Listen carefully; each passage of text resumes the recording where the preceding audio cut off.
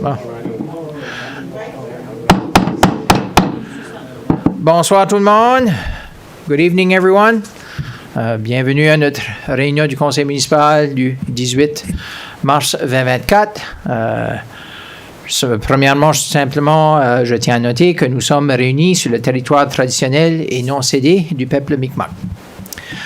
Monsieur le greffier, nous avons le quorum ce soir.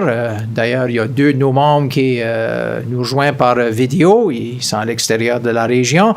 Il y a également une de nos membres du conseil, conseillère Patricia Bouchavarie, qui est absente ce soir en raison du décès de sa mère. Ce soir, c'est une des visites au salon funéraire Frenette. Puis jusqu'à 8h30, on va essayer de... Si on peut terminer avant, ben, des membres du conseil qui pourront se rendre là. Je sais qu'il y a une autre exposition demain en après-midi, mais des fois, ça ne donne pas avec tout le monde. Nos esprits sont avec Patricia, ce temps difficile. On lui souhaite bon courage. Déclaration de conflit d'intérêt. Est-ce qu'il y a des membres du conseil qui désirent déclarer un conflit d'intérêt avec les items prévus à l'ordre du jour? Ne voyons rien. Merci. Adoption de l'ordre du jour. Oui, vous avez devant vous, sur vos écrans, l'ordre du jour, proposé par le conseiller Jean-Claude Bertin, appuyé du conseiller Murray Lloyd. Question. Si on tous en faveur, en signifiant par oui. Contre non. Adopté. Merci. Pour les gens à la salle, for those in the audience, the translation devices are available there, so you should be able to get on the right channel. You should. Anyway, but if it's not working, I know we're translating online. The translation is good. Okay. Clerk will have a look. Anyway. Merci. En termes d'adoption des procès-verbaux, le procès-verbal de notre dernière réunion du 4 mars 2024, vous avez eu la chance de le lire. J'ai simplement besoin d'une motion pour l'adopter, proposée par le conseiller Joël Després, appuyé du conseiller Germaine Galland. Tous en faveur, en diront oui? Oui. Contre non? Adopté. Merci. Là, je vais attendre que notre greffier revienne. C'est lui qui va contrôler en termes pour la présentation, là, du côté technologique. Merci beaucoup. Joël et Germaine. Prochain point, en termes de présentation publique, nous avons une présentation virtuelle, cette fois-ci, comme la technologie nous le permet, sur le plan d'adaptation au changement climatique de Pointe-du-Chêne. Puis c'est Mme Lindsay Bolton qui va faire la présentation. She'll be providing the presentation. So, je demande à Sylvain pour lui permettre de parler, enlever le mute. Or maybe you can unmute. Hello. There you go. Yes. Okay, great. Shall I share my screen now? Yes. Perfect. Okay.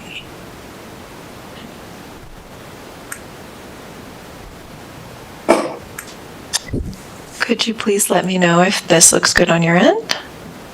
Looks fine. Thank you very much. Thank you, Mayor and Council, for hosting us here today. My name is Lindsay Bolton, and I will be discussing Pointe-du-Chene's Climate Change Adaptation Plan. This is a summary presentation that is following a full report that we have submitted in advance, if you did have a chance to take a look at it. If not, we're going to hit on all the key points of the adaptation plan and leave time for questions as well as we go through. I'll watch my time because I am aware that we do have about 30 minutes to do our presentation today, and I don't want to take up any more time in the agenda. Thank you. Okay, great. I'll get going. So, in the development of our climate change adaptation plan, we did follow industry standard methodology for developing these plans in line with both the Government of New Brunswick's guidance in developing climate change adaptation plans and industry best practices like the Public Infrastructure Engineering Vulnerability Committee risk assessment methodology developed by Engineers Canada and others like it. That process generally included scoping out the boundaries of the assessment in the study area, which was in the Pointe-aux-Chenes area, determining what assets should be included in the adaptation plan and the climate change risk assessment, including environmental features and important community assets.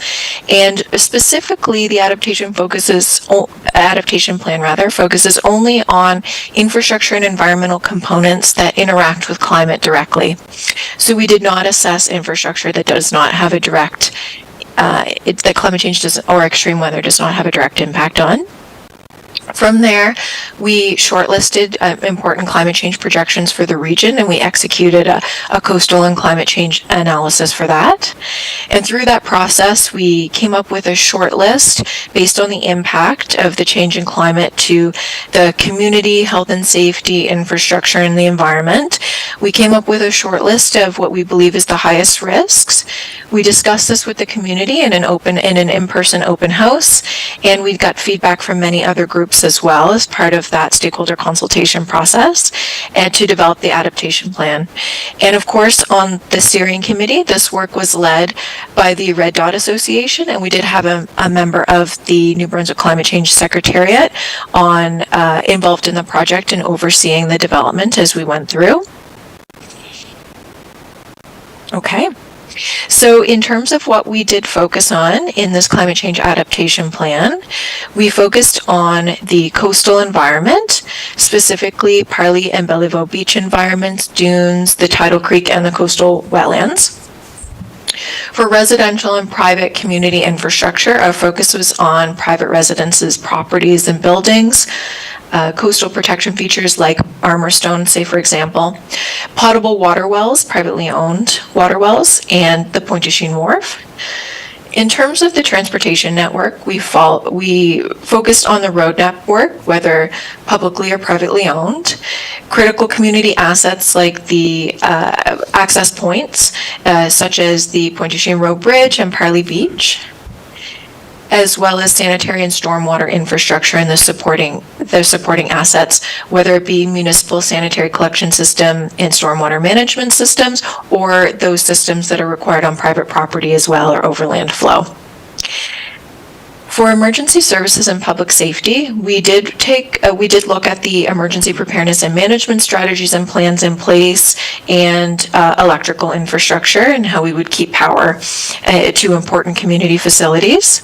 And then finally, we did look at land use policies and plans and how development practices might be impacted by climate change, particularly with respect to flooding. Okay. I'll give a quick overview of the climate projections so everyone viewing the presentation today has some context before I talk about the recommendations of the report. In terms of coastal projections, we did look at extreme water levels, and extreme water levels are a function of sea level rise and coastal flooding, which would occur during a storm surge event. For events, we looked at the 1 in 5 year, the 1 in 25 year, and the 1 in 100 year annual exceedance probability or return period. If anyone's unfamiliar with the numbering system here, a 1 in 100 year event has a 1% chance of occurring in any year. So it's a way of representing the statistical probability, and it's something that engineers use quite often to understand risk. In the context of Pointe-aux-Chenes specifically, the coastal water levels and the coastal flooding events are expected to increase for all return periods or annual exceedance probabilities. And you can see on the side here that we're looking at water levels exceeding from 1.3 in the baseline to up to 2 meters, up to the 1 in 100 year event.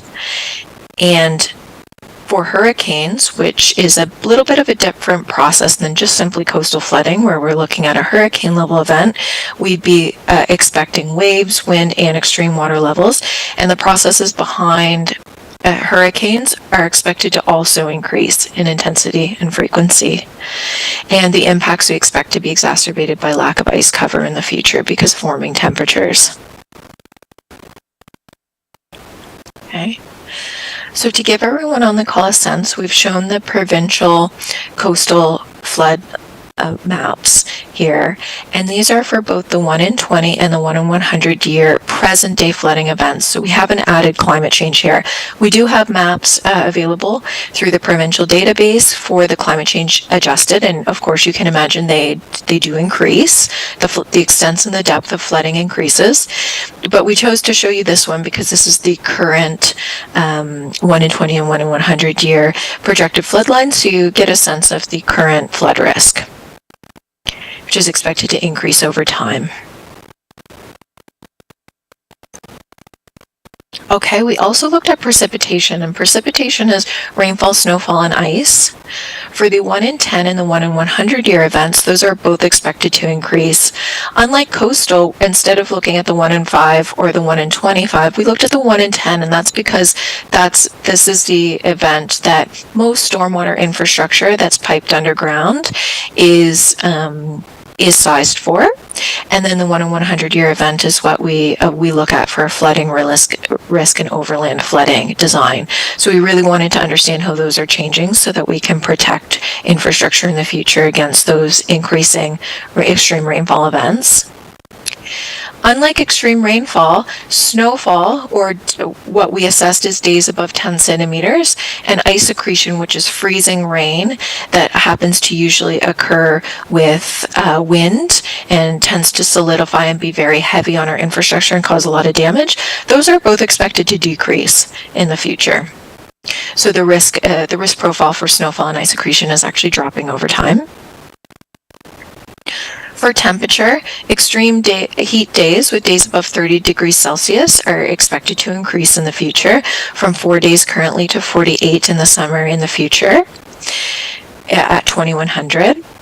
And for annual freeze-thaw cycles, we're not expecting any significant increase or decrease related to those temperature changes around 0 degrees Celsius.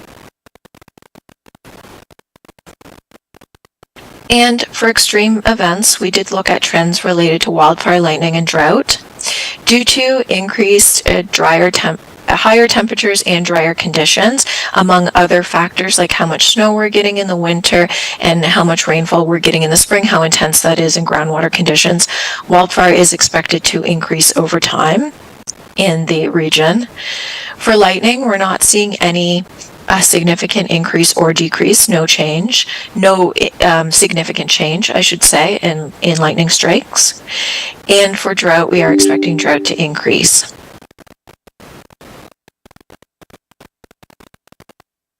Okay, so that's all the background context that I've presented up until now. And if there aren't any immediate questions and they can wait till the end, I will finish off the presentation by thoroughly reviewing our adaptation actions for the high-risk interactions as part of our risk assessment. Okay. I think you can go ahead. Okay, perfect, thank you. So you're going to see that as I go through all of the recommendations, they're all laid out like this in the table you see. I'll start by giving a brief overview of the risks that led to the proposed action, a brief overview of the action, and then we have lead and sometimes supporting organizations. We tried through interviews, discussions, and an analysis of all of the stakeholders involved. We tried to develop a team and an appropriate lead depending on that organization's ability and mandate to move forward with the action. Over time, the adaptation plan that we're proposing can be adjusted if another or better suited lead organization is determined. But at this point, we did try and assign it to the group that we thought was in the best position to move forward with the proposed action. So for emergency management specifically, we're looking at an event that could lead to forced evacuation, significant property damage, difficulty accessing people or vulnerable populations, and extended power outages. That could occur as a result of hurricanes, floods, freezing rain, winter storms, or other. And incorporated areas of New Brunswick are required to have an emergency preparedness plan and exercise that plan annually. So in line with that requirement, we are recommending the development and testing of an official emergency preparedness plan for the Pointe-du-Chien area. This could involve having the Pointe-du-Chien area brought into the town of Shediac's plan or a specific plan for Pointe-du-Chien, whichever is more appropriate given the regional context. Specifically, we want to note, we heard from the community that it's important that the critical community access points during emergency events are monitored to ensure that they're being kept open and being protected from erosion or anything that could stop people from leaving the community if they needed to and accessing an emergency center essentially. And there's a few key access points that we highlight specifically in the plan. The community is used to using the Pointe-du-Chien Community Center as the official emergency warming center, and because that is the area that the community knows and is familiar with and has some quite a bit of on-site amenities to host people and vulnerable residents in case of an emergency, we would recommend that center is adopted as part of the plan. And then finally, the community felt that there was a lot of public safety risk involved in people getting too close in an emergency situation to hazards. And they believe part of the emergency response plan should include some security measures, information signs, or warning to keep residents away from risky coastal environments, say, for example, during a storm surge event with waves and coastal erosion. In terms of public awareness and communication, specifically with respect to that plan and the risks, we're recommending that information packages or public meetings or whatever way is the best to communicate with residents is put forward to update residents on key points of the emergency preparedness plan. We did hear from the community that a lot of people were unsure of exactly what to do in case of an emergency or where to go, and it would be great to clarify that for the community so that everyone knows in case of an event that could happen at any time. Of course, we did see the coastal flood maps earlier in the presentation, and those are today's flood maps, and so it's important that residents are kept informed on what to do in case of an event of that magnitude or nature. And then finally, we did hear that there is a very well-functioning senior resident registration program in the town of Shediac, and many members of the Pointe-du-Chien community felt that they could highly benefit from expansion of that program into Pointe-du-Chien, and the objective would be to communicate to the public to ensure that they understand the importance of registering for the program, that it exists, what it is there for, and that they can promptly get their own names or their communicate with their neighbors or perhaps their family members to making sure that they are added to that plan. Okay. From a coastal flooding perspective, we looked at widespread flooding as a result of extreme water levels, and we talked earlier in the presentation on that being a combination of tides, extreme water levels, and storm surge and sea level rise. This can result in health and safety risks to residents, as well as damage to private infrastructure, roads, coastal infrastructure, and the natural environment. So there's many reasons why coastal flooding can be a risk to the community. The community felt strongly that although there has been some evaluation done up till this point on high-level coastal flood protection options, there has been no fully concrete assessment done on the options that exist, their feasibility, and their cost.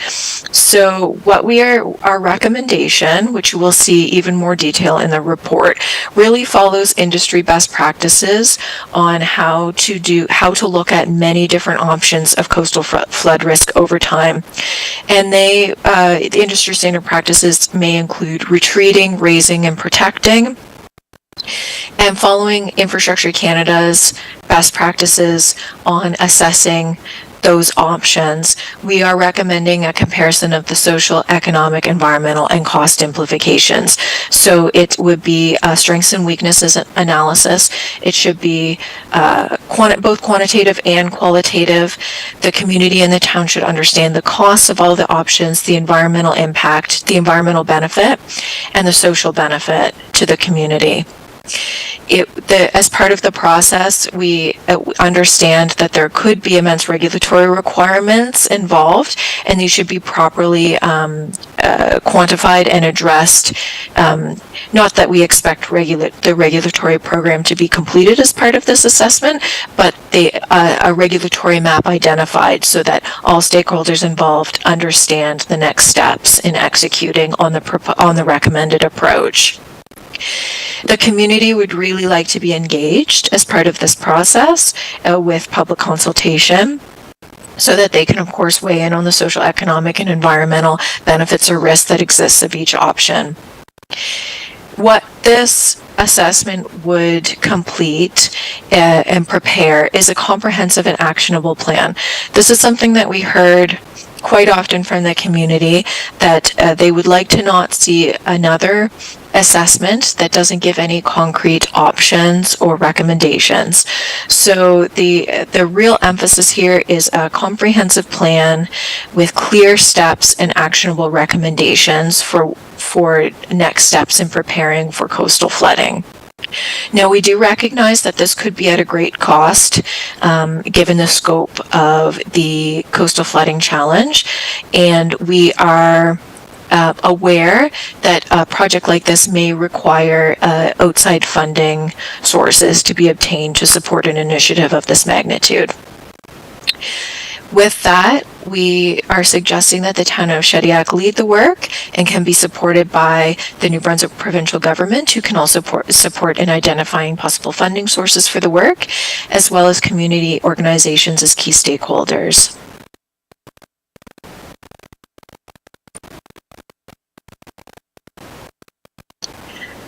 And continuing with the coastal flooding risk, there are some other impacts that were identified as potentially high risk and important to the community, those being maintaining Parley Beach in the dune system as well as Bellevaux Beach in the dune system. For Parley Beach first, we discussed with the community around beach nourishment assessment that considers projections for climate change, so how climate change is going to affect beach nourishment processes and how beach nourishment should be done in the future, as well as strategies for dune improvement to improve resilience of the existing dunes, and that could be some structural stability of the dunes. We're recommending that the New Brunswick Department of Tourism and Environment, who currently covers the profile of the beach nourishment program, be responsible for this recommendation.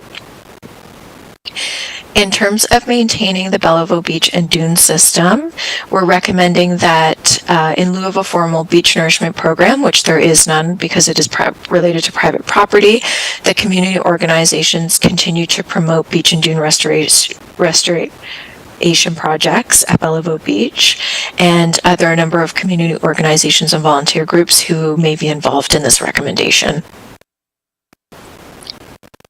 In terms of improved public awareness and preparedness to minimize impacts to private property, we did hear quite loudly in the stakeholder consultation meetings that residents were not aware of potential flooding risks. They had a lot of questions around the realities of these flooding risks and how to prepare for them and how to protect their properties if possible. So the communication that we are looking for in terms of public awareness and preparedness that we're recommending is to communicate strategies for reducing impacts to individuals and their property at the property level, whether that is recommending, not finishing basements, to having sump pump systems, to how sandbags could be used on a property, to if basement is being used, raising electrical and mechanical infrastructure at that level. Those are the types of conversations that residents would appreciate and need some help deciphering the risks to their property and what is the best way that they can protect that infrastructure.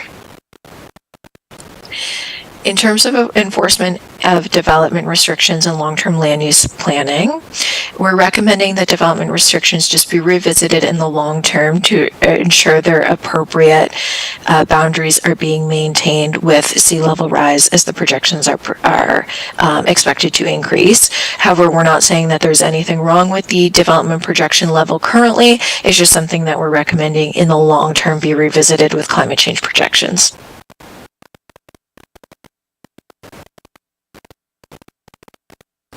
Okay, for transportation asset infrastructure, we have assessed the risk of flooding, deteriorating roads, and community aesthetics. This is some of the feedback we got from the community, and some health and safety concerns related to accidents and limited access for emergency vehicles on some important roads. So we are aware in terms of road maintenance responsibilities that Town Council recently adopted a motion to review the private road maintenance in Pointe du Chien. So that could, as that topic evolves, that could impact the recommendation.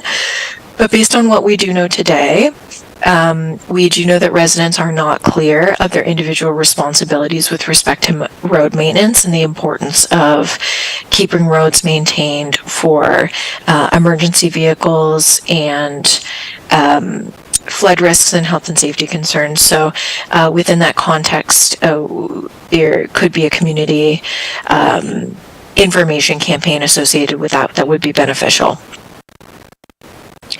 We're also recommending a minimum standard for private road owners. If other residents and organizations are responsible for maintaining these private roads, there is a requirement for best practices for regular road maintenance, for repairing cracks and potholes to keep the roads in a minimum standard. And then finally, for proactive infrastructure upgrades to incorporate climate change, we're recommending that critical access points are evaluated to determine if the elevation is suitable for providing access during extreme weather events, and to make sure that there are just critical points of access that are maintained over time for emergency services with respect to the flooding projections that we've shown in the report. In some circumstances, it may be required to raise infrastructure to maintain those access points over time. And so if investment is done in the road, in any of these sections of road, we're recommending that they be considered for raising and that a priority is placed on critical infrastructure access points over time. And if everyone is aware that the risk is increasing, it can be prioritized to prepare for a longer term flood risk. For extreme rainfall and stormwater management, we assess the challenges associated with extreme rainfall events and flooding, poor drainage, property damage, and muddy roads deteriorating road assets. So what we did find when completing this assessment is that the Pointe du Chien community does not have a community-wide stormwater management plan that looks at the top of the watershed right to the bottom to ensure that there's a consistent and cohesive stormwater management system.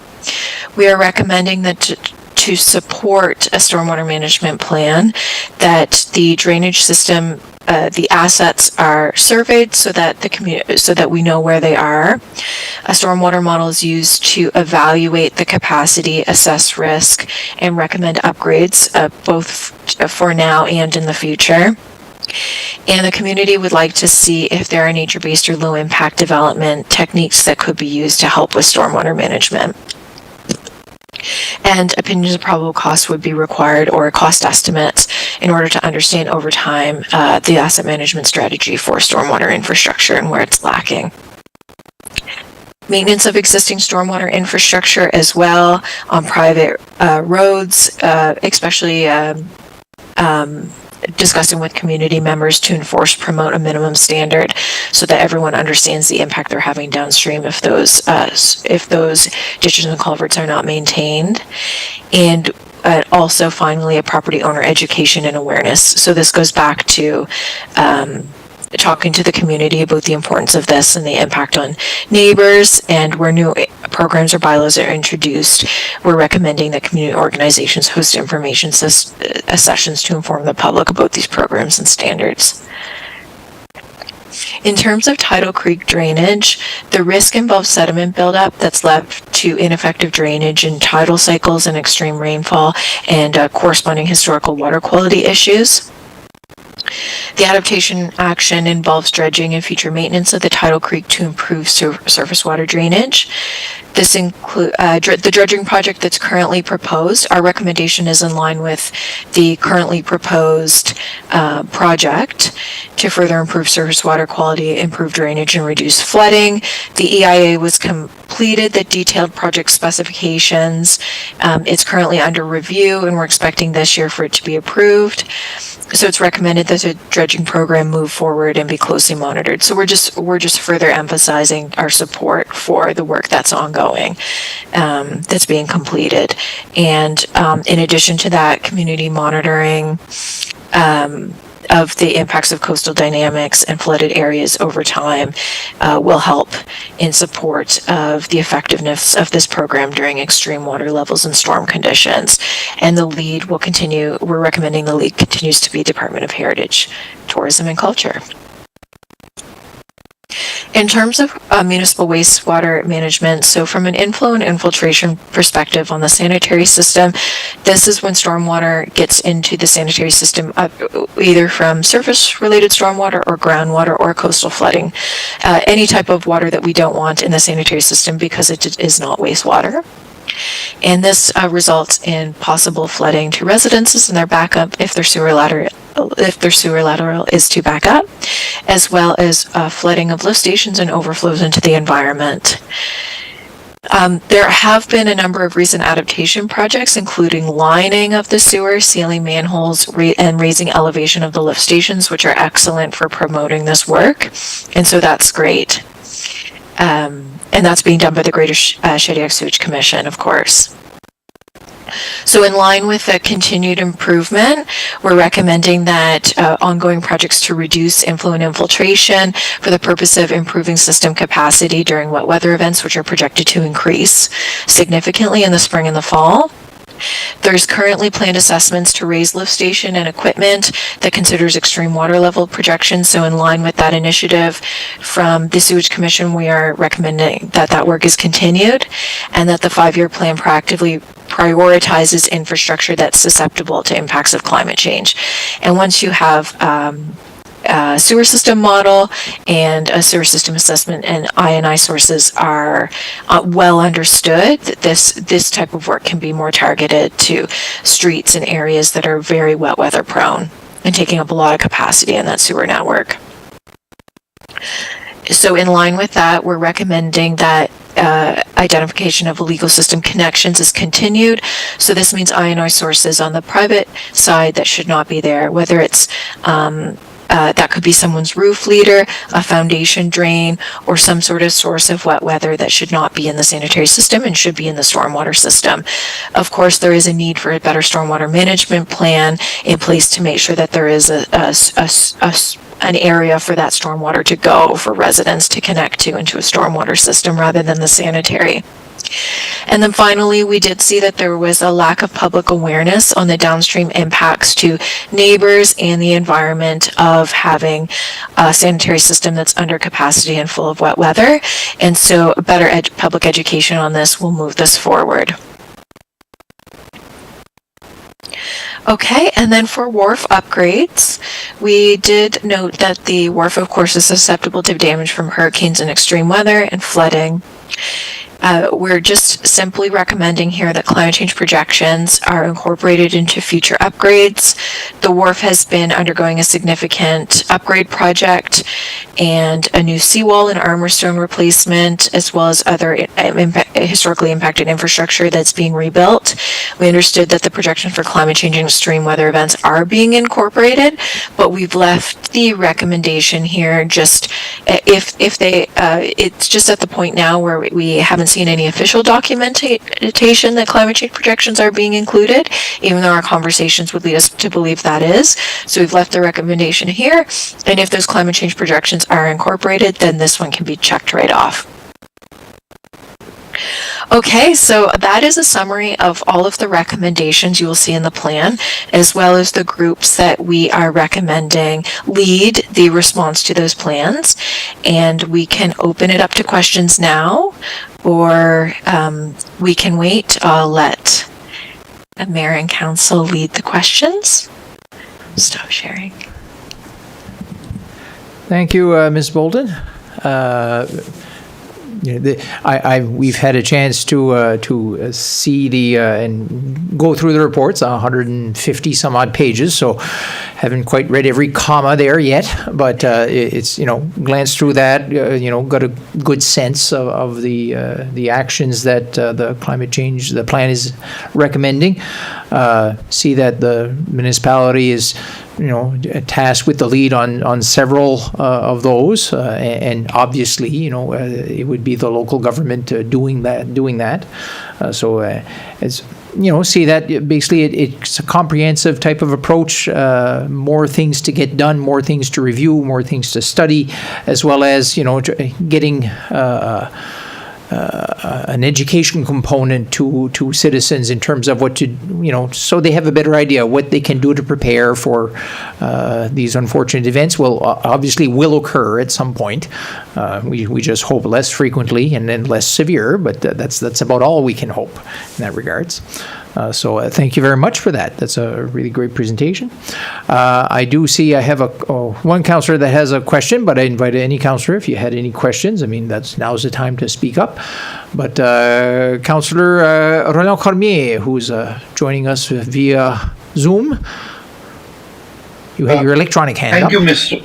There you go. Thank you, Mr. Mayor, and thank you, Mrs. Bolton. The only question I would have, first of all, thank you.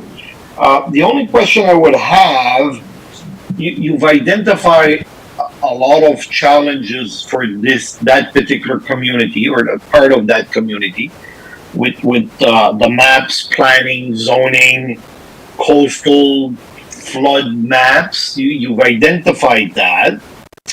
But you went along, you talked about long-term land planning.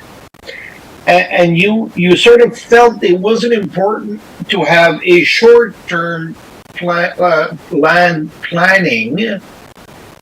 I'm a bit surprised of the challenges that we're facing in that region of our town, and you're not coming up with a recommendation of a moratorium of construction or something that council could address. Because from what I hear from your presentation, we have a lot of challenges. We need to fix a lot of challenges, but we shouldn't be encouraging people. Maybe I'm bang off. We shouldn't be encouraging people to build where it's very not. It's not dangerous, but it's the proper wording. A higher risk, maybe. Yeah, higher risk. I'm surprised that you're not touching that. Yes, absolutely. Thank you for your question. And so my colleague Lindsay Allen is also here, who worked extensively on that specific recommendation. Lindsay, I don't want to take up the whole time, but I think it is definitely within what we are recommending that the current land use restrictions are continued to be incorporated and enforced, and then over the longer term, we're looking at climate change related projections and how the enforcement of appropriate water levels needs to shift over time to be increased. Lindsay, could you add anything to that? Yeah, so there are a couple of development restrictions that already exist. There's the boundary around the wetland that is restricted for development, as well as the 4.3 meter elevation below which you're not allowed to construct infrastructure in the town. So we felt that those were sufficient sort of boundaries right now. But again, as Lindsay said, the idea is to evaluate those in the long term. You know, of course, it's difficult to say anything like, you know, you can't build any infrastructure in the town. You know, if you're building well above a particular elevation, then that's in line with climate change projections or present day climate change projections. You know, we felt that what was in place was sufficient, but in the future, just making sure that those climate flood projection elevations are considered in those restrictions is what's important.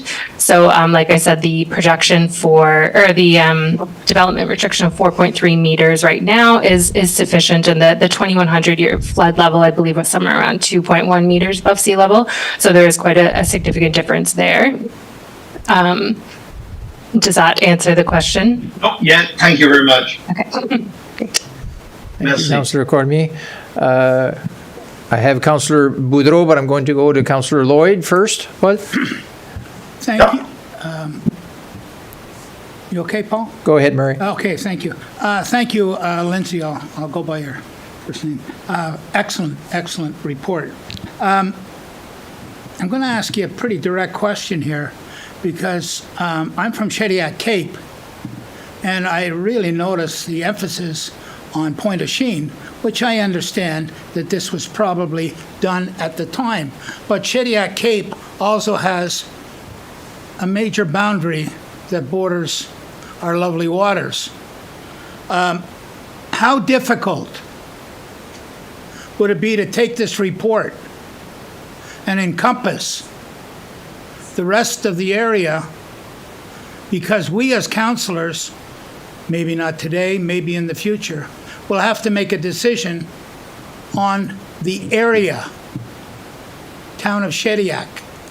Town of Shediac includes Point of Sheen and other areas. Is that a difficult project? I know it might be expensive. I didn't go that point. I'm just wondering how these other areas can be encompassed if we as councillors are required to come up with recommendations for monies, etc., in the future. Well, one really positive thing about this climate change adaptation plan was funded by the New Brunswick Climate Change Secretariat, and the project, to the best of my knowledge, was fully funded, and the Red Dot Association could give you more information on the application process. But if Shediac Cape is an area that should be included in the Town of Shediac's broader climate change adaptation initiative, and it hasn't been to date, I think that the New Brunswick Climate Change Secretariat would be a great group to discuss your needs for that, and that it seems like that would be within their mandate to support that type of initiative. So from a cost perspective, I think that could be a very good situation for town council to understand climate change risks in broader communities that haven't been included in Point de Chien or the Town of Shediac's climate change adaptation plan. Give you a better idea, Councillor Lloyd? I'm not sure. Yes, I understand where you're coming from. So basically you said go to the government and they'll help you. So the province has a mandate to support communities in developing climate change adaptation plans, and they have been funding those very well. And so I've worked with many communities in New Brunswick who have worked with the Climate Change Secretariat to fund those plans, fund 90 to 100% of the cost of those plans. And so I think you're asking what would be the cost to the town, and from my experience, I think it would be quite low, as long as you are specifically looking at climate change adaptation and not, routine municipal infrastructure work. I don't think that aligns with their mandate specifically. Does that make sense? No, I'm not saying that. I'm not referencing cost as much. I'm referencing a little more. Can your plan, your excellent plan, I'm not knocking this, can the information from Shediac Cape be encompassed in this plan? Well, this plan is issued for final, and the project is complete. Thank you. Okay. But I think the general principles of what they looked at in terms of, you know, what the climate change projections are going to be, you know, what is being projected. That's you know, the very basic stuff, you know, in that sense, that, and then you just need to apply that to, you know, the area that you're studying. I mean, would that be right, Ms. Bolton? I think I would agree that the spirit of the assessment and the recommendations would be transferable to many local coastal communities regionally. Okay, sounds good. So it provides a little bit of a starting point in that regards, maybe. Councillor Paul Boudreau, who's also on screen. Hi, everyone. Can you hear me good? Yep. Can you hear me good? Anyway, thanks and congratulations everybody involved in this plan. It's a really, really good plan. Just a couple of questions. In regards to the time frame, I saw all the actions, and a lot of actions are related to the town of Shediac. An échéancier, is there a certain time frame for certain items in the action plan? That's one of my questions. Yes, that's right. For each of the actions, there's a recommended time frame. It's either 1 to 2 years, 3 to 4, or 5 plus. And we tried to prioritize them based on what was an immediate risk versus what is a gradually evolving longer term risk. And of course, these are recommended timelines. They're not my understanding is that you won't be penalized. They're recommendations, and the timelines are for your consideration. Okay, another question, probably to the town administration. The cost to start implementing actions, who determines how much most of your engineering work, when it comes to road work and underground water and all that, was that the mandate of the committee, or that comes back to the town to find out how much it costs to get this thing going?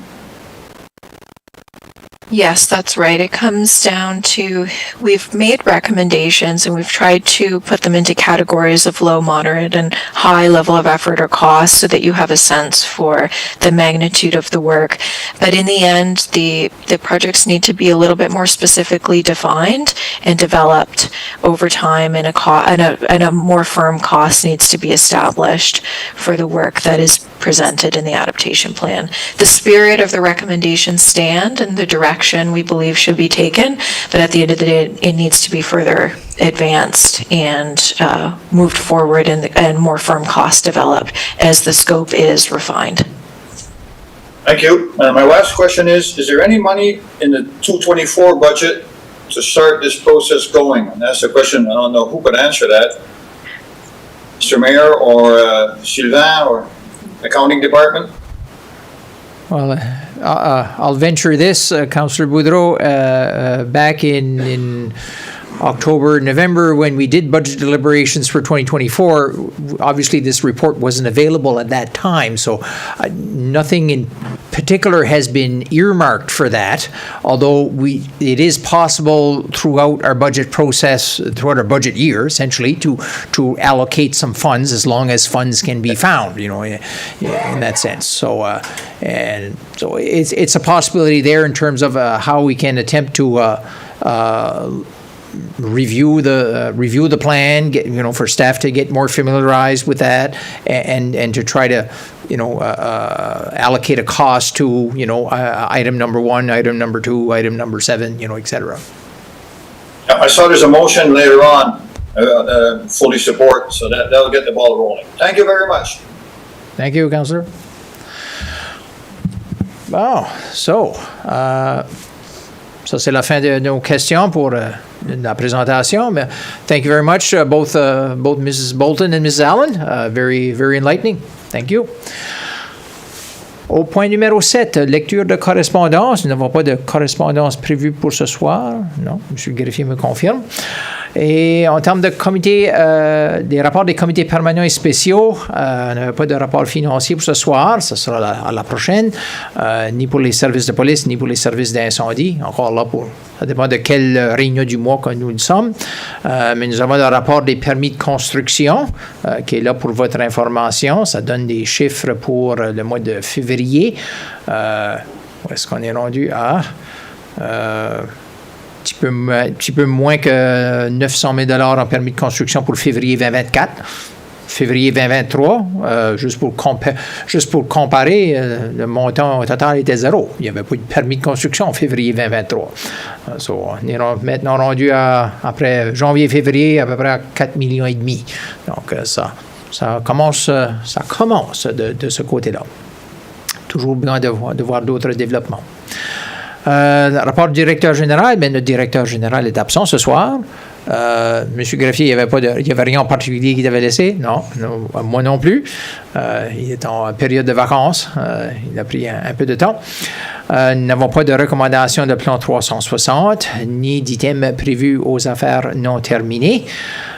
Numéro 12, introduction des affaires nouvelles. Il y avait un conseiller Bro, qui avait voulu parler de la signalisation sur la route 15. Conseiller Bro. Merci, M. le maire. De rien. Oui, concernant les enseignes sur la route 15, lorsque vous s'en venez de Fredericton sur la route 2 et que vous empruntez la route 15 pour venir vers Shediac, vous allez voir une enseigne qui dit Shediac 12 km et Miramichi 135 km. Et ça, c'est vraiment 12 km de l'entrée de Shediac. Mais si vous allez plus loin, vous allez voir 1 km de l'enseigne qui dit « Bienvenue à Shediac ». Vous avez une autre enseigne qui dit « Shediac 7 km ». Maintenant, ça porte à confusion parce que ça devrait être 1 km, puis on ne devrait pas avoir quelque chose qui dit Shediac 1 km. Là.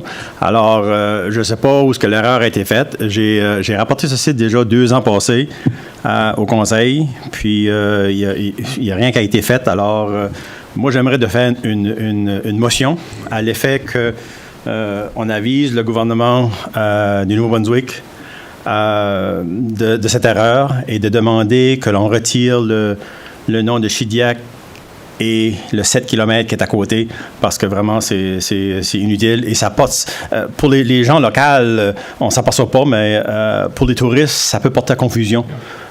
Parce que ça dit 7 km, puis vraiment, on est 1 km. À moins que tu passes par Plage Parley, ça serait 7 km, mais vraiment, il n'y a aucune utilité d'avoir une enseigne qui dit Shediac 7 km. Alors moi, M. le maire, je ferai une proposition qu'on avise la province d'enlever notre nom sur cette enseigne qui dit Shediac 7 km. Donc, on a proposé par le conseiller Pierre Bro d'enlever le nom de Shediac sur cette enseigne-là, qui est une enseigne du ministère des Transports, oui. On peut faire ça par voie de lettre au ministre, j'imagine, du côté-là. C'est appuyé du conseiller Joël Després. Question sur la proposition. Councillor McEnroy. Question. Mr. Mayor, I've for quite some time felt that there should be indications to motorists that there are 2 exits to Shediac, one being the west end, the other being the east end. And as Councillor Bro points out, the 7 kilometers actually does take you to the east end, exit 37, I think it is. I certainly agree that the confusion or whatever should be clarified, but it seems to me that for everyone, especially tourists, it would be better for those who are seeking to get to the Parley Beach end of Shediac that the sign give them clear direction that if they stay right, Skiduk, PEI, or whatever, they can also access the east end of Shediac, Parley Beach area in 7 kilometers, taking that branching off to the right. But if they stay on the highway toward Miramichi, the 12 kilometers would have been appropriate to take them to the boundary and the east end of Shediac. I'd like to see it clarified, but as I've mentioned before, I would like to see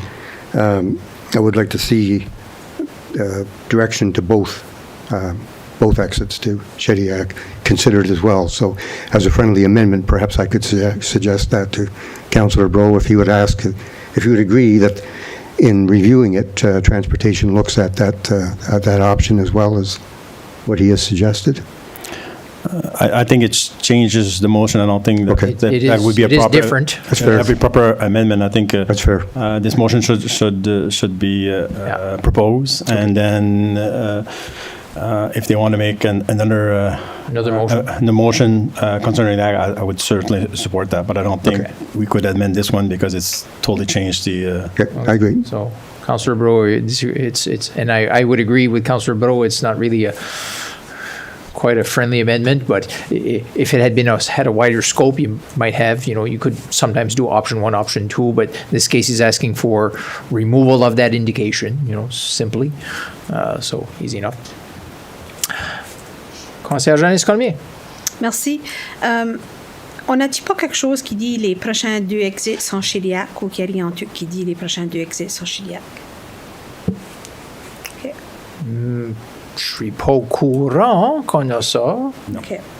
Conseiller Bro, tu n'avais pas remarqué ça non plus? Il n'a pas. Les seuls deux enseignes, c'est l'enseigne qui dit 12 km, puis l'enseigne qui dit 7 km. Je pense que ça serait important, comme quand tu vas, on était à Amherst cette semaine, puis 4 prochains exits, c'est Amherst. Ça serait Oui, c'est vrai, il y en a plusieurs. De changer nos signalisations pour bien nous représenter le bout de Pointe-du-Chêne puis le bout ici de Shediac. Et puis, j'ose croire dans une discussion éventuelle avec le ministère des Transports, c'est peut-être des choses qu'eux vont apporter qui auront peut-être là, comme d'option. Là. Juste une précision, une des raisons pourquoi ces pancartes-là sont là aussi, il ne faut pas oublier. Il y en a une des routes qui s'en va vers la route 11, bien sûr. Donc, la sortie de Shediac est sur la route 11. De l'autre côté, celle de Parley Beach est sur la route 15. La route 15 se poursuit vraiment jusqu'à Parley Beach. Donc, c'est cette raison-là pourquoi c'est indiqué 7 km. Mais je comprends. C'est peut-être là où ils ont peuvent pas mettre deux sorties vers Shediac, parce qu'il y en a une seule à Shediac, vraiment une sortie qui est sur la route 15, c'est celle de Parley Beach. Je comprends, mais sur l'enseigne de Miramichi et Shediac, l'exit est sur la 11 et non sur la 15. Vous branchez off vers Miramichi. C'est ça.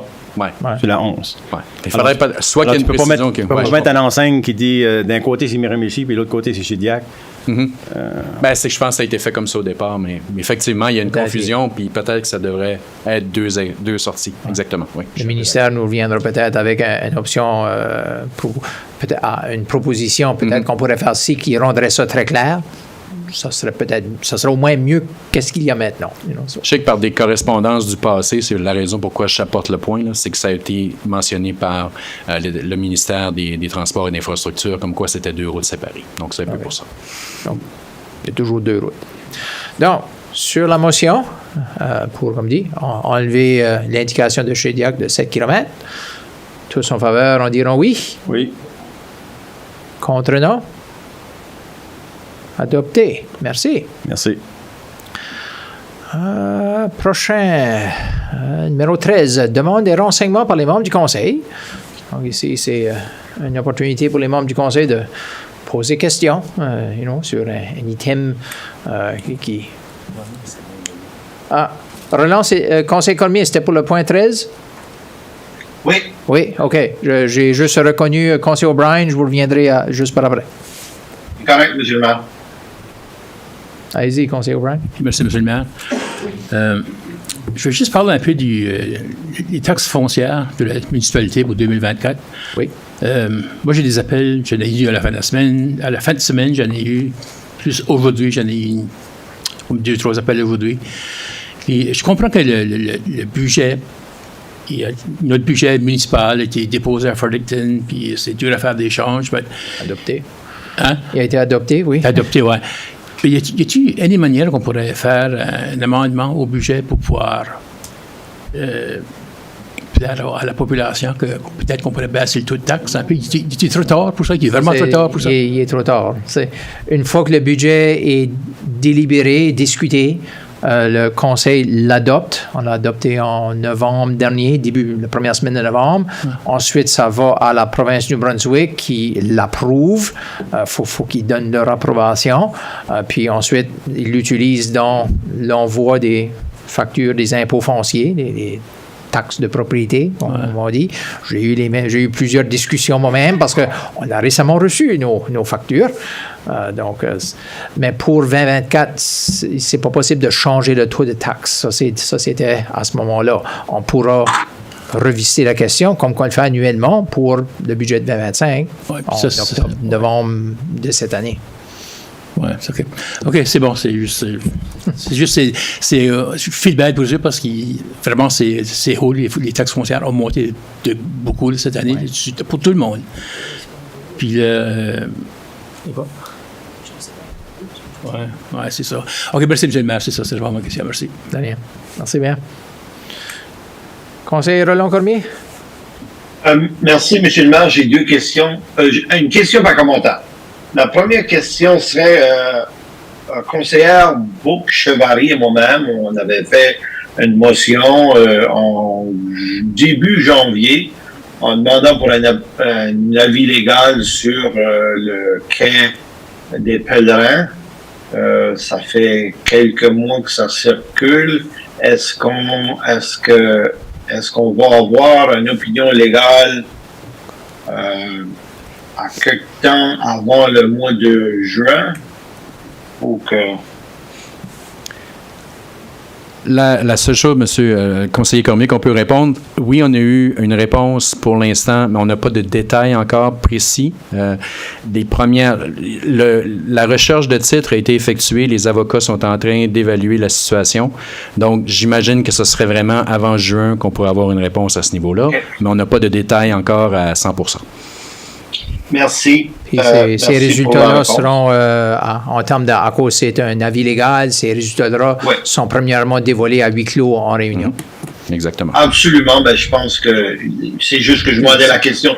Les citoyens demandent où est-ce qu'on est rendu avec le dossier, puis je pense que c'était le but de la question pour une mise à jour. Parfait. C'est correct, merci. La deuxième chose, c'est peut-être plus administratif, mais je vais quand même le mentionner ici. Notre programme e-scribe, on doit nous déposer les documents jeudi, vendredi, qui est correct. Est-ce qu'on pourrait demander s'il y a des documents qui sont déposés après le vendredi, qu'on nous envoie nous envoie un courriel qu'on a ajouté des choses à l'e-scribe, juste pour nous dire, parce que moi, j'ai tout lu, puis là, je m'en ai aperçu qu'il y a d'autres documents qui ont été déposés après que j'avais pas vu, là. J'ai juste une mise à jour. Quand on dépose des documents additionnels, juste envoie une petite note, on a ajouté d'autres, puis on ira voir qu'est-ce qu'on n'a pas lu encore. Merci, dans le cas de cette réunion de ce soir, M. le conseiller Cormier, il n'y a eu aucun document à part une seule motion qui a été modifiée aujourd'hui à la demande du conseiller Harry McEnroy, mais il n'y a eu aucun document d'ajouté depuis que la réunion a été, ou les documents ont été envoyés vendredi dernier. OK. Ça doit être celle-là que je parle de. Merci. Parfait. Peut-être. C'est juste que je ne l'ai pas vu, puis je pense qu'on va régler beaucoup de problèmes avec la motion, puis je parlerai sur ce motion-là tantôt. Merci. Merci, conseiller Cormier. Councillor McEnroy. Mayor, with regard to setting the tax rate, is there a provincial requirement that the tax rate be set before the assessments are established? I know I might answer your question this way. There is a requirement for each municipality in the entire province to provide their budget by, I believe it's like November 15th. It's during that week. Which is why we deliberate. Before it used to be mid-December, and they moved it up last year by a month. And it's now the new norm, for going forward. Well, it's not the norm elsewhere, because it's putting the cart before the horse. If we experience a 10% increase in our tax base via assessment or something similar, then that should indicate whether there needs to be an increase in the tax rate, or in some cases, not so much maybe these days, but in previous years, some municipalities have reduced the tax rate because their total revenues are going up 10 or 15% by way of increased assessments. Yeah. Do you really need more money than that to move from one year to the next? Typically, you don't. So if we end up setting a tax rate before the increased assessments base is known. But we do get the assessments. The province will provide municipalities, and we got it in the latter part of October. It was during our budget deliberations, but not the assessments for every property, but the total of assessments in the entire municipality, whatever the total is, which is a huge number when you add them up. So we do have that, and are able then to set the tax rate accordingly, in addition to the municipality's needs for, expenses and investment and whatnot. So we do have those numbers. Just that at that time, every citizen doesn't know their assessment. Okay. Yeah. So we have the opportunity then, or we will have in the upcoming budget. Yes. The opportunity to be aware of how much the tax base is increasing based on increased assessments alone. And we can then look at, is it really necessary for us to maintain the existing tax rate, let alone increase it? Yeah. Okay. Yeah. Thank you. Have that opportunity. Sounds good. Puis, moi, conseiller O'Brien, moi, je m'avais fait quelques notes, puis j'ai parlé avec plusieurs gens, comme j'ai dit, c'est le temps de l'année là, pour ça. Il y a des gens qui bénéficient avec les évaluations, au niveau, ils appellent ça en anglais du spike protection, drôle de terminologie, mais c'est qui prévient qu'une propriété augmente en valeur de plus que 10%. Elle l'augmente probablement, mais c'est qu'elle ne sera pas taxée plus que 10% de plus. Il y a des gens, mais ça ne s'applique pas pour des gens qui ont acheté leur maison de la dernière année. Donc, tout d'un coup, c'est comparé à l'année d'avant, l'ancien propriétaire payait un tel montant de taxes.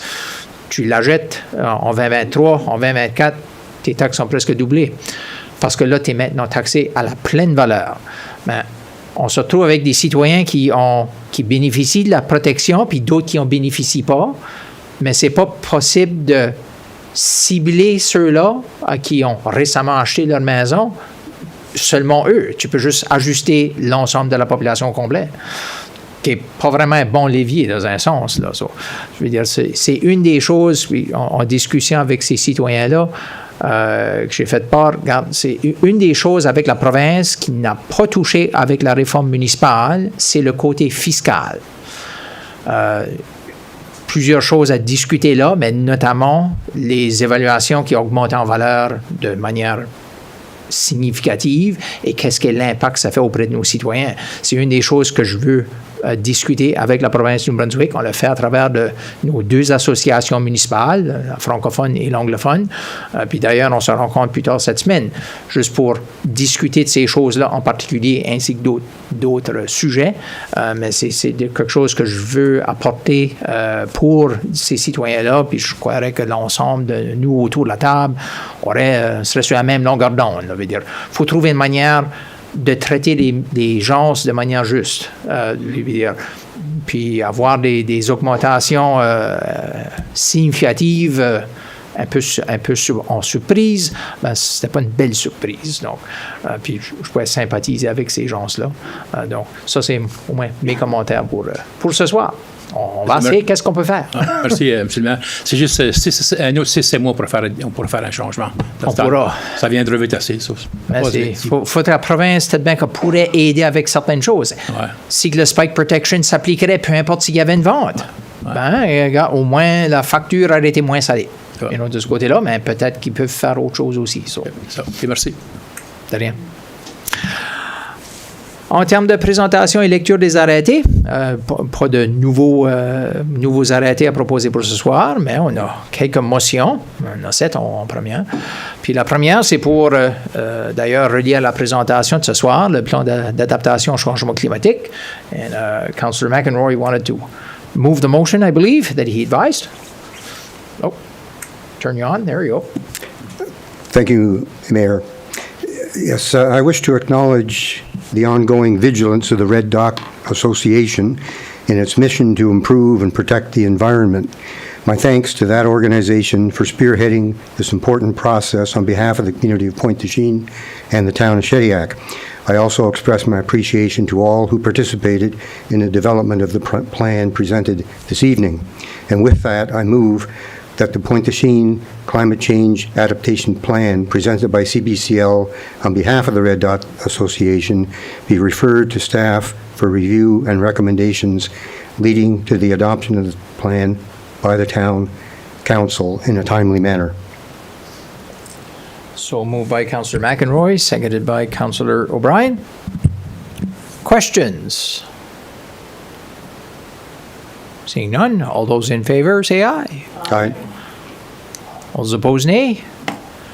Motion carried. Thank you. Merci. Deuxième, 15.2. Small round of applause. Thank you.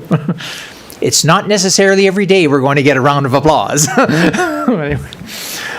Donc, 15.2, embauche de consultant, étude d'extension de la ligne d'eau à Pointe-du-Chêne pour le feu.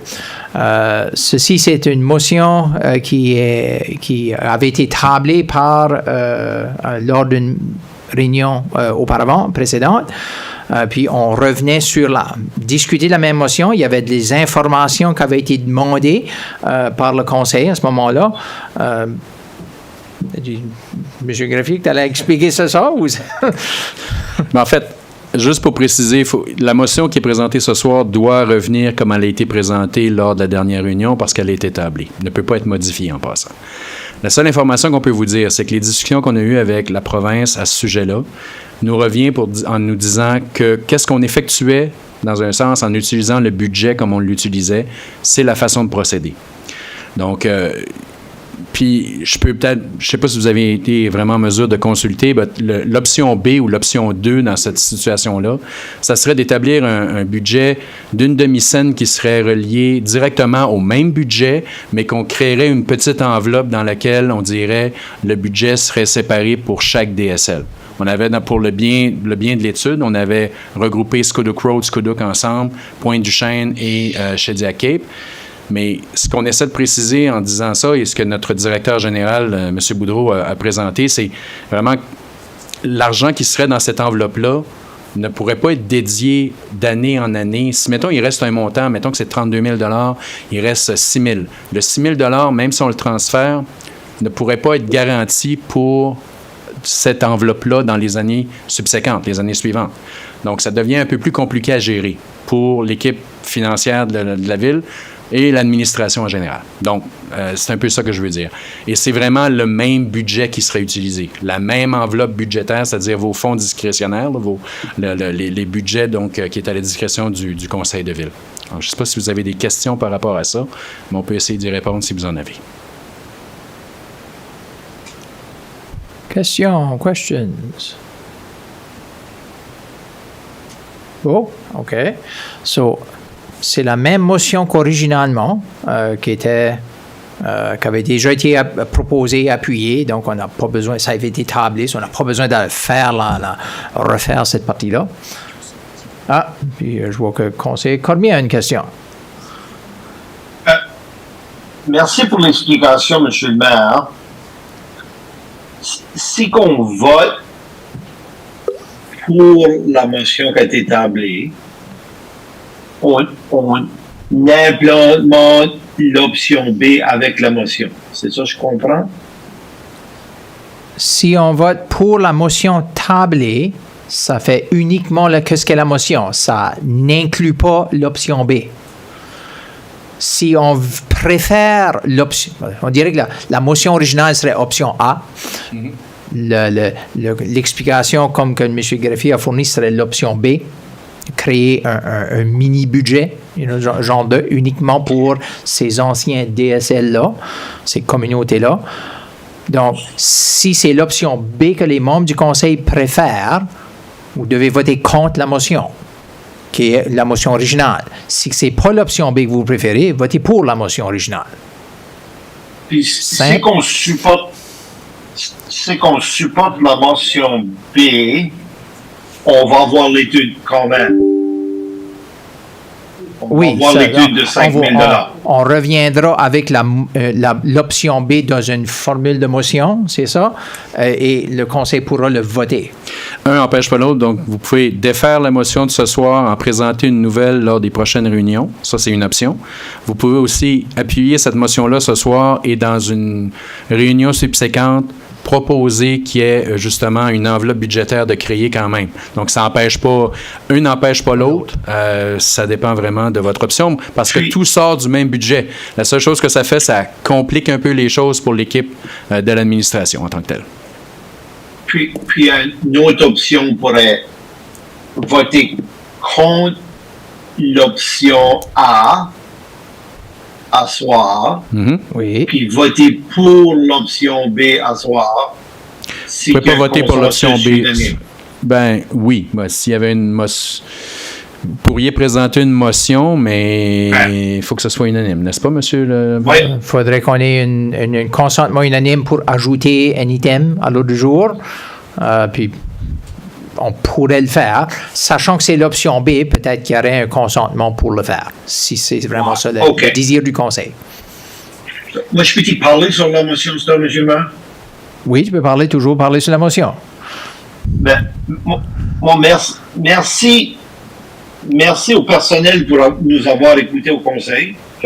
J'apprécie ça qu'on a eu la frustration. Moi, j'ai tout le temps supporté le désir de faire une étude à la Pointe-Buchaine. J'étais réticent la première suggestion, la manière qu'on voulait s'y prendre, parce que je pensais que plus ou moins les résidents de la vieille ville de Shediac payaient une double taxe. Ils payaient déjà pour le programme d'infrastructure, puis on lui demandait pour payer une autre facture pour un programme d'infrastructure à l'extérieur de leur région. Je pensais que c'était pas correct. Je pense que si que les régions à l'extérieur de la vieille municipalité veulent des services additionnels, c'est à... Puis moi, je suis un de ceux-là qui est à l'extérieur. Je pense que c'est notre responsabilité. Avec la gouvernance, avec la réforme de la gouvernance, on nous a dit à plusieurs occasions durant la transition était que ceux qui voulaient des services additionnels seraient responsables de payer pour les services additionnels. Puis je pense que la option B règle ma préoccupation. Ça veut dire, monsieur le maire, je vais certainement voter pour l'option B parce que je pense que c'est ça l'option qui règle plus mes préoccupations que l'option A. Merci, monsieur le maire. Merci, conseiller Boudreau, j'ai vu votre main. Merci. Mais j'ai quelques-uns dans la salle. Je vous reviens. Councillor McEnroy.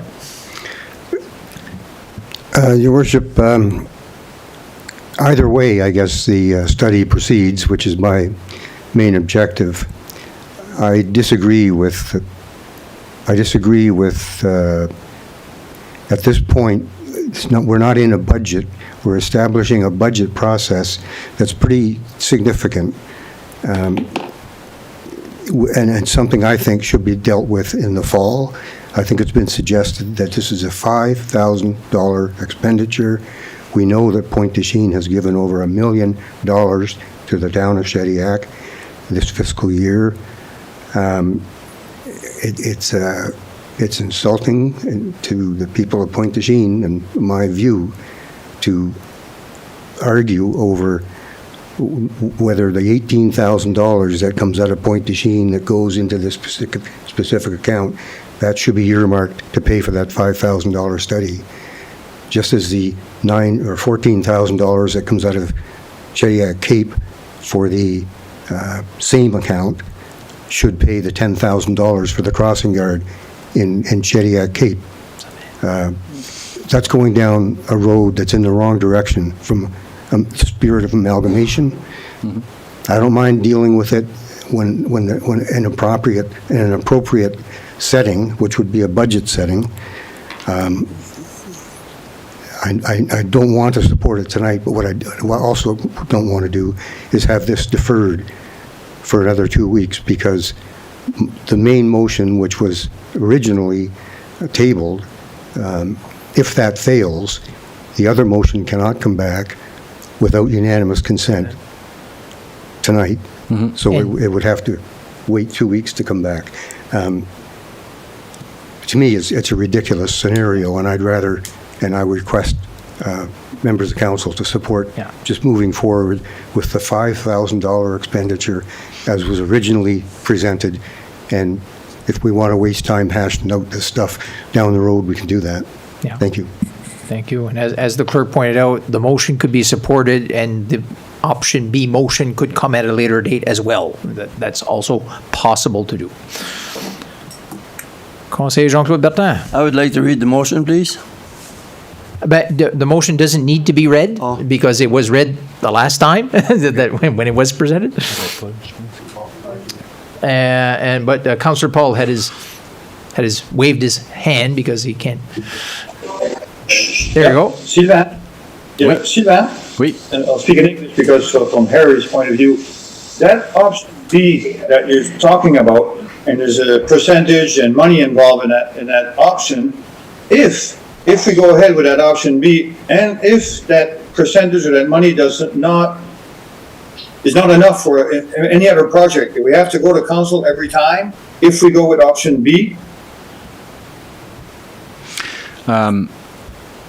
In a sense, yes, but the idea is just to have a small amount that is reserved only for those projects. I think it's a half cent, something like that. But yes, basically. But just to add to that, basically, in something that I forgot to mention, discussion with the government. Government said basically that the purpose of creating something like that is going mostly the opposite way of what the amalgamation was supposed to create. So basically, we're supposed to be one town of Shediac, not 4 towns of Shediac. So basically, that's the idea. But just to confirm something that the province said to our CAO. That's My worry is not, and I'm sympathetic with Harry's point of view, it's not the $5,000. Later on, that huge amount, I think, is going to come forward with the studies and all that. So if you can say later on that we can work on a certain budget to help everybody out, I'm in agreement with that. Merci. Thank you. Merci, Conseiller Boudreau. So the motion as read before, just for refreshing memories, says we're at the ordinary council meeting of November 6, 2023. The council mandated the town administration to study the possibility of extending the fire protection service to the Pointe du Chêne Wharf. Therefore, be it resolved to award the engineering study for the extension of the water line to Pointe du Chêne for fire protection service, addition of fire hydrants, in brackets, to EXP services for a value of $5,000 plus net HST funds will be drawn from account 1-28253 Special Projects of Council. So on that motion, all those in favor say aye. Aye. All those opposed, nay. Nay. Nay. No. Motion carried. Merci. At least one part done. Prochain, contribution de la SDR, conduite principale d'égout.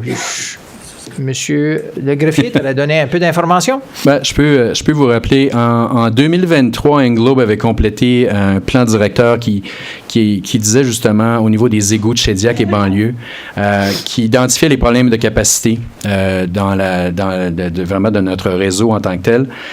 D'ailleurs, au courant de l'automne dernier, il y a plusieurs plans plusieurs développements qui ont été bloqués ou arrêtés au Conseil en raison d'un manque de capacité.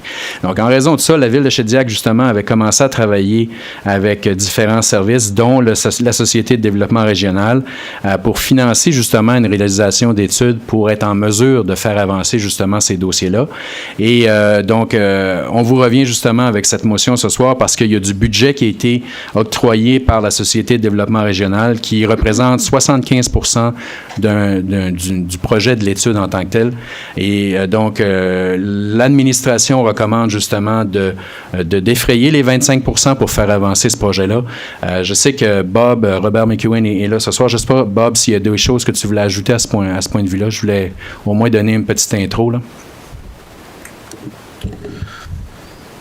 Il resterait simplement à dire que ce projet ici va vraiment permettre du beau potentiel pour la ville d'avancer. Donc, l'étude comme telle, on voit un beau succès là si on peut continuer. Merci beaucoup. Conseillère Jeunesse Cormier, tu vas en faire la lecture? Monsieur le maire. Attendu que la Ville de Shediac a fait une demande de financement à la Société de développement régional, SDR, pour compléter une étude de préconstruction de logements concernant la construction d'une nouvelle ligne sanitaire qui irait de la route 15 au centre de traitement de la Commission des égouts du Grand Shediac sur le chemin Cap-Brûlé à Boudreau-Ouest. Attendu que le coût total de l'étude est de 349 600 $, TVH incluse, et que la CDR a accepté de financer 75% du projet, soit 262 200 $, TVH incluse. Il est résolu que le Conseil accepte la recommandation de l'administration de financer 25% de l'étude au coût de 85 400 $, TVH incluse, et que ces fonds soient tirés du compte 1-28253, projets spéciaux du Conseil. J'en fais la proposition, Monsieur le maire.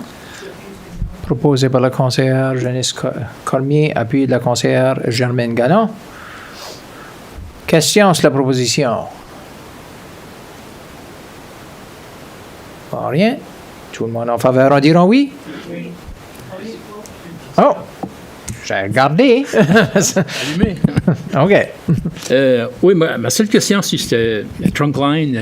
Oui. Comme je vois que ça va jusqu'à Boudreau-Ouest, vas-tu desservir aussi à Cap-Acadie, cette ligne-là? Comme les résidents ou les commerces de Cap-Acadie, vont-tu pouvoir se connecter dessus quand elle sera en place? Non, c'est juste qu'elle se rend vraiment sur le territoire parce que le bassin est dans cette région-là, mais c'est vraiment pour faciliter et améliorer le système de Shediac en tant que tel. Puis là, on parle vraiment d'une étude pour l'instant. Ouais. C'est pas les travaux exactement. Ben, les Cap-Acadie pourront-ils s'accrocher sur la ligne quand ça viendra le temps, quand ça sera fini? Bob? C'est que cette ligne-là passe en dehors de la borne de Shediac. Elle passe dans Cap-Acadie pour se rendre au centre de traitement. Ouais, c'est la seule raison que c'est mentionné. Là. Ah, OK. Mais non, donc Cap-Acadie ne pourrait pas nécessairement, Bob, tu me corrigeras là, pour être sûr, mais les citoyens de Cap-Acadie ne pourraient pas se connecter sur le système qui serait mis en place par la Ville de Shediac. OK. C'est bon. OK, merci. C'est bon. Ils sont capables de se connecter au tuyau qui est déjà là aussi. Oui, mais c'est ça. Je pense à un cost sharing ici qui se connecte dessus. Pas à ce moment-là. OK, c'est bon. Merci. OK. Merci bien. Non. À moins qu'il y ait d'autres questions. Sinon, tous en faveur, on diront oui. Oui. Contre, non. Oui. Adopté. Merci beaucoup. 15.4. Coopération de financement des municipalités de New Brunswick.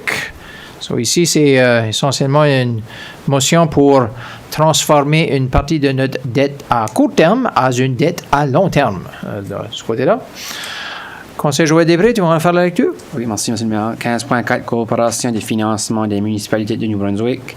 Qu'il soit résolu que le greffier municipal, le trésorier ou le maire soient autorisés à émettre et à vendre à la coopération de financement des municipalités de New Brunswick une débenture de la municipalité de Shediac d'un montant de 4 356 000 $ selon les conditions stipulées par la coopération de financement des municipalités de New Brunswick et qu'il soit résolu que la municipalité de Shediac convient d'émettre des chèques postdatés à l'ordre de la coopération de financement des municipalités de New Brunswick sur demande pour payer le capital et les intérêts de ladite débenture. J'en fais la proposition.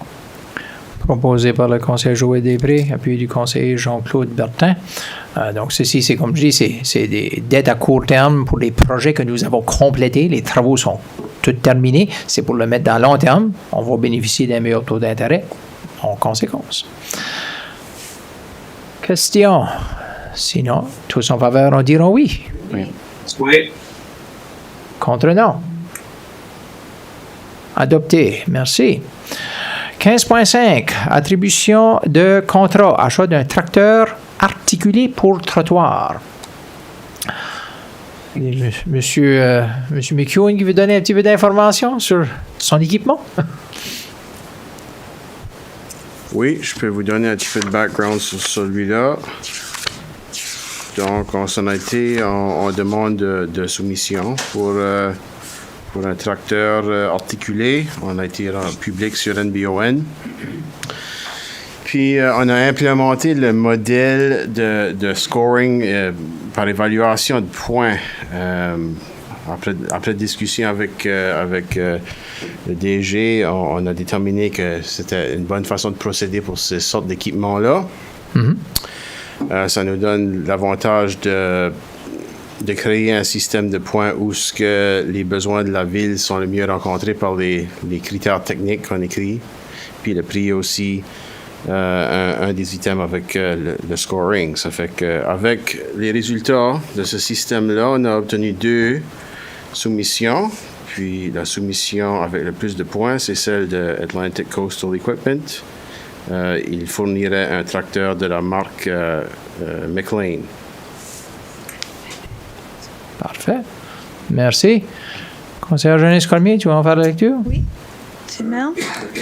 Qu'il soit résolu d'accorder le contrat TS24-Q03 pour l'achat d'un tracteur articulé pour trottoir aux soumissionnaires ayant obtenu la marque la plus élevée d'après le système de pointage établi dans la demande de soumission.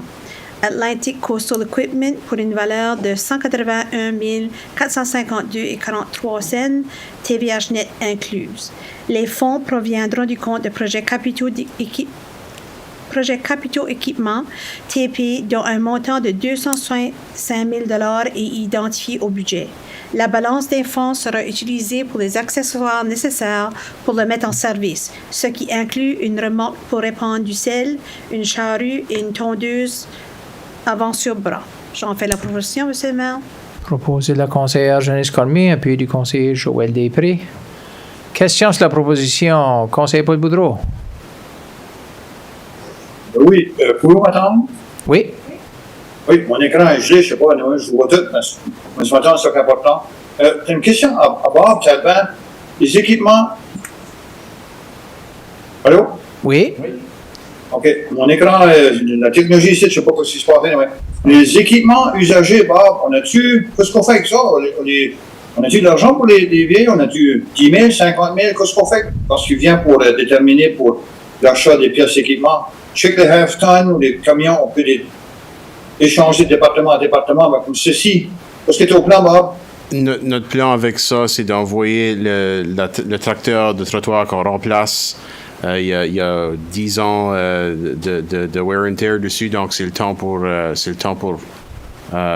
qu'on s'en débarrasse. On va l'envoyer à l'encan, à l'auction. Je ne questionne pas d'acheter un autre. Je vous félicite pour avoir un autre, juste pour les revenus qui est projeté pour des équipements comme ça. Ça va dans quel budget, puis ça vaut-il la peine des fois de les échanger? Le montant de s'attendre pour avoir un retour est quand même pas très élevé. On serait chanceux de s'en sortir dans l'ordre de 10 à 15 000 $ pour la vieille machine. Au niveau du budget que ça irait dedans... ça irait dans les revenus pour vente de biens. OK. Pas de problème. Merci beaucoup, Bob. Merci. De rien. Donc, sur la question, tous en faveur, on dira oui. Oui. Contre, non. Adopté. Merci. Conseillère Germaine Gallon, voulais-tu... Je voulais juste faire la prochaine. OK. C'est l'attribution de contrat achat d'un camion tandem cabine et châssis. Châssis. Attribution de contrat achat de camion tandem cabine et châssis. Qu'il soit résolu d'accorder le contrat TS24-Q04 pour l'achat d'un camion tandem, cabine et châssis au seul soumissionnaire Lounsbury Heavy Truck Center pour une valeur de 184 490,10 TVH net incluse. Les fonds proviendront du compte de projets capitaux équipement, TP, donc un montant de 435 000 est identifié au budget. La balance des fonds sera utilisée pour accessoires nécessaires pour mettre en service, ce qui inclut une benne, un système de répandre le sel et une charrue avec ail et les contrôles. J'en fais la proposition, M. le maire. Proposé par la conseillère Germaine Galland, appuyé du conseiller Jean-Claude Bertin. Question, conseiller Roland Cormier. Merci, M. le maire. Je remarque qu'il y a seulement eu un soumissionnaire. Moi, ma question est, est-ce qu'on a eu un bon prix ou pourquoi qu'on a seulement eu un soumissionnaire? Et peut-être que Bob ne sait pas non plus. Je peux répondre.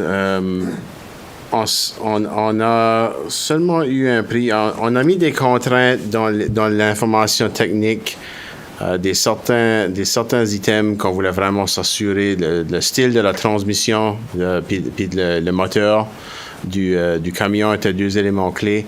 Mais il y avait plus qu'un vendeur qui pouvait fournir ces paramètres-là. Donc, on s'attendait qu'il n'y en aurait plus qu'un, on s'attendrait au moins qu'il y en aurait eu deux, mais on a juste reçu un. Puis on se sent comme qu'on a un bon prix parce qu'on tombe. Il reste encore, avec le camion tandem, il reste un autre tender ou RFQ à aller faire. C'est pour les autres accessoires. Dans ce cas ici, ils seront tous partis d'un deuxième appel d'offres. Fait que, puis on pense que le budget s'enligne bien. Fait qu'on on est confiant qu'on a eu un bon prix. Puis on est content d'aller de l'avant du point de vue des opérations. C'est le camion qui marche bien. Puis on a déjà dans la flotte de cette même marque-là, puis ça travaille très bien. Parfait. Merci, Monsieur le maire. Conseillère Jeunesse Cormier? Non? Pas de question? Parfait. Donc, sur ce, tous en faveur, on dira oui. Contre non? Oui. Adopté. Merci beaucoup. Numéro 15.7, la dernière émotion, acquisition de terrain sur la rue Winter. Conseillère Cormier. Merci, M. le maire. Qu'il soit résolu que la Ville de Shediac achète une portion de la parcelle de terre avec NID 009781114 du propriétaire pour une valeur de 5 688 pour accommoder le réalignement de la rue Winter durant la reconstruction de la rue Main à cet endroit. L'apportage et les services juridiques seront aussi fournis par la Ville de Shediac. Les fonds proviendront du compte associé au projet de reconstruction de la rue Main, TS 24-23701. J'en fais la proposition, M. le maire. Proposé par la conseillère Jeunesse Cormier, appuyé du conseiller Jean-Claude Bertin. Question. Moi, j'en ai un. le réalignement va avoir eu lieu, va prendre place. C'est pas juste l'achat de terrain pour une future réalignement, c'est ça? C'est l'achat d'un petit morceau de terrain pour faire le réalignement de la rue Winter tout de suite durant la construction. En même temps avec le projet? Oui. Parfait. So, ça, la rue Winter devient, l'intersection de la Winter et la Main deviendra vraiment perpendiculaire au lieu d'être sur un angle. C'est ça. Plus sécuritaire. Merci. Donc, sur ce, tous en faveur, on dira oui? Oui. Contre oui. Non? Adopté. Merci bien.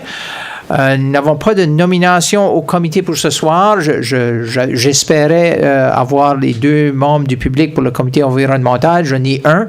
Je travaille encore sur l'autre. Ça fait 5 prises, puis aucun preneur de ce côté-là. Donc, ça va venir. Je continue mes travaux. Madame Galland? Ça joint la réunion, s'il vous plaît. Conseillère Germaine Galland propose l'ajournement. Merci beaucoup. Ça nous laisse au moins un peu de temps pour se rendre au salon funéraire, pour ceux-là qui voulaient.